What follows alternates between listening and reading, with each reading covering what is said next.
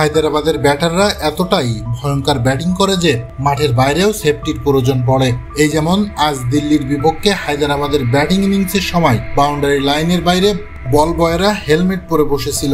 মানে চিন্তা করা যায় কতটা ভয়ঙ্কর ভাবে ব্যাটিং করেছে ট্রেভিস হেড, অভিষেকরা। হায়দ্রাবাদের ম্যাচ মানেই যেন রেকর্ড ভাঙা গড়ার খেলা।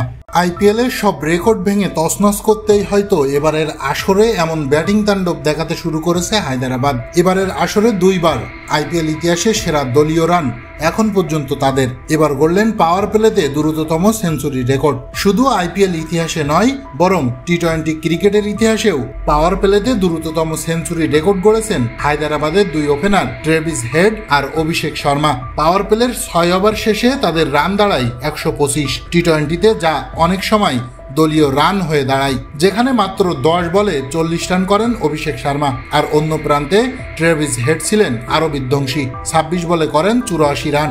আজ দিল্লির বিপক্ষে এই 2 ব্যাটসম্যানের ব্যাটিং যারা লাইভে দেখেছেন তাদের বোঝার উপায় ছিল না লাইভ দেখছি নাকি হাইলাইটস। কি ঐতিহাসিক ব্যাটিং রে বাবা, এক কথায় চোখের প্রশান্তি। হায়দ্রাবাদের এমন ব্যাটিং দেখে অনেকেই ধারণা করে বসেছিল আজ 287 রানের সেই রেকর্ড ভেঙে 350 রান করবে হায়দ্রাবাদ। এছাড়া ছক্কা দেখাতে দেখাতে এক পর্যায়ে বিরক্ত হয়ে পড়েন আম্পায়াররাও। তবে এরপরই লাগাম টেনে ধরে দিল্লি বোলাররা। পরপর 2 ওভারে হায়দ্রাবাদের 4 উইকেট তুলে নিয়ে কিছুটা হলেও চাপ সৃষ্টি করে।